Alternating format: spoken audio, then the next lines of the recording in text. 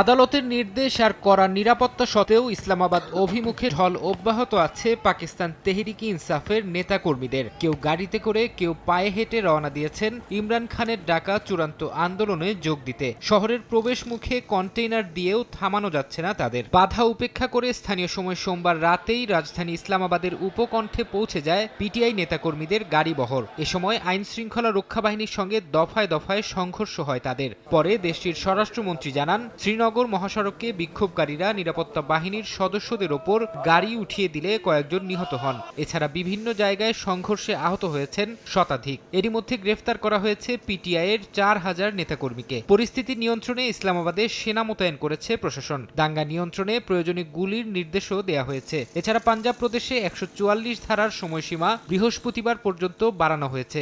সমাবেশ স্থল ইসলামাবাদ থেকে অন্য জায়গায় সরাতে পিটিআইয়ের সঙ্গে দর কষাকষি চলছে সরকারের।